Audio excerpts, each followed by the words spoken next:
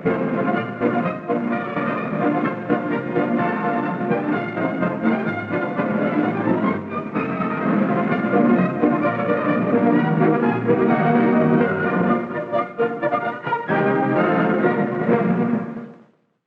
folks. My name is Charlie Wright. I'm going out with my new movie camera. Want to come along? The fellow who sold it to me said, just follow the instructions and you can't go wrong, Mr. Wright. There's the house of my neighbor, Joe and Mabel Teitelhocker. It's a nice, typical suburban home with a baby, dog, cat, and mortgage. There's Joe Teitelhocker arriving home with a package. I wonder what's in it. I know it's not his anniversary. I've never seen Joe so excited. All right, so he ain't me. Why, it's a camera like mine. I knew he'd get one as soon as he saw the one I had, the copycat. Yep, the instruction sheet is just like mine. It tells you exactly how to use your camera. I'm telling you, Joe, you better read it. Don't be a schmo, Joe. Joe's taking his first movies of his wife and dog, Rover. Any resemblance between Rover and Joe is purely coincidental. Now, I'm anxious to see how his first attempt comes out. So is Joe, Mabel, and Rover. Here it comes, Joe's big moment. I'll bet Rover will think he's the new Lassie. What's that? Oh, it's not focused correctly. It must be a picture of Mabel and Rover. I only know it because I saw him shoot it.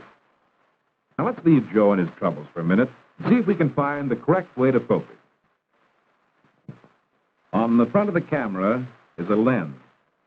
There are two types of lenses, focusing and fixed focus.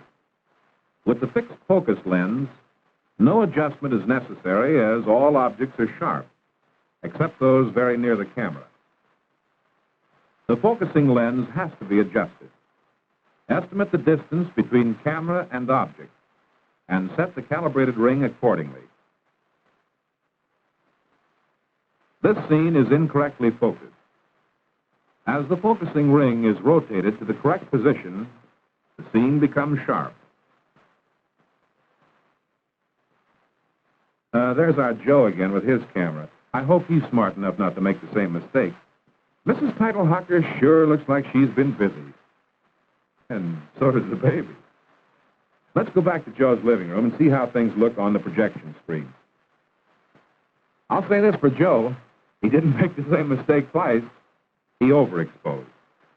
To obtain a good picture, the film must be correctly exposed. The lens is similar to the human eye. In the eye, there is an iris which expands and contracts to vary the amount of light reaching the retina.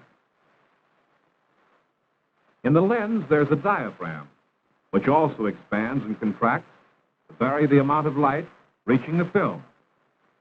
As the light increases, the diaphragm aperture must be made smaller.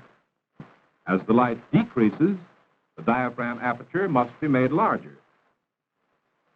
When the diaphragm aperture is correct for the amount of light admitted, the scene is properly exposed. If the diaphragm is opened too wide, the film becomes overexposed and is too light. If the diaphragm opening is too small, the film becomes underexposed and is too dark.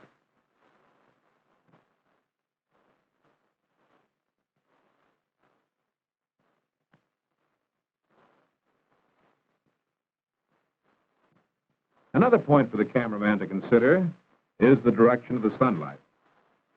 This statue has the sun shining on it from the front. The scene has no depth.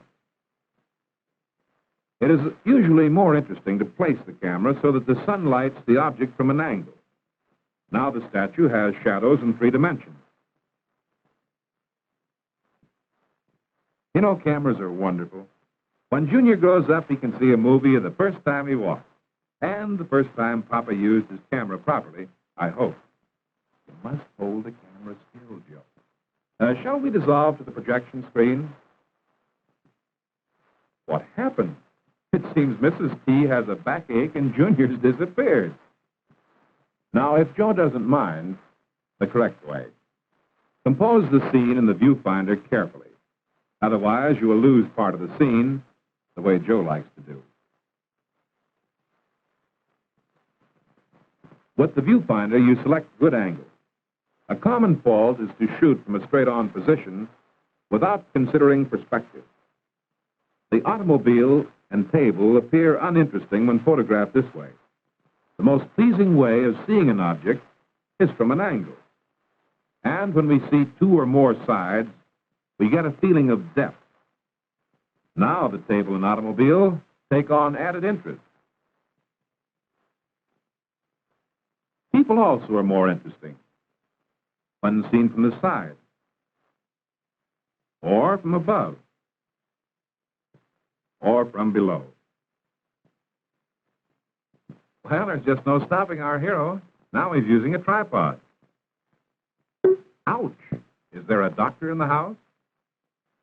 Come here, you. Sorry, censored. You can see who wears the brains in that family.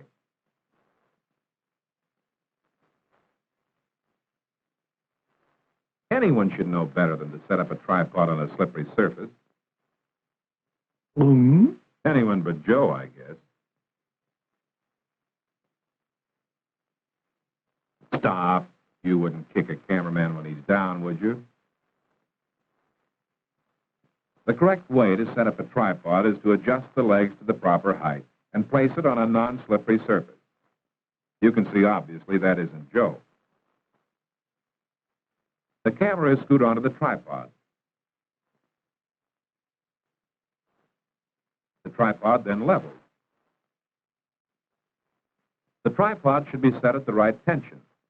One hand grips the handle of the tripod, while the other firmly grips the base of the camera. This enables the camera to be rotated slowly and smoothly. This is called panning. If the panning is carried out correctly, the results appear like this.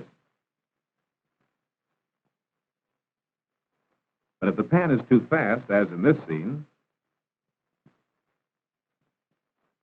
or too jerky, as in this scene, the results will be useless. But if the pan is smooth, impressive effects can be obtained, including tilting the camera slowly upward.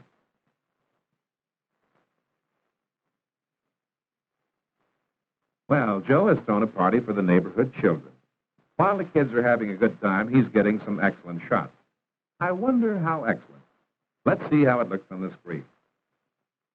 There's a shot of Ann and Tony, and a shot of the Dugan sisters, and there's a shot of... Sorry, I can't keep up with it. Here's the scenes run at correct length. It's so simple, even a child could do it. But I forget you're not a child anymore, are you, Joe?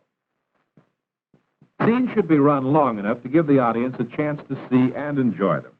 And if the scenes are assembled in an interesting order, there will be a greater feeling of continuity. Scenes should be at least 10 seconds. Well, here's our little genius again. And here are the results again. Hey, Joe, you should not have set the speed indicator at 8 frames a second. You must set the speed indicator at 16 frames a second, which is normal for natural action. What a lovely scene. The kids have gone. Joe and his missus are relaxing.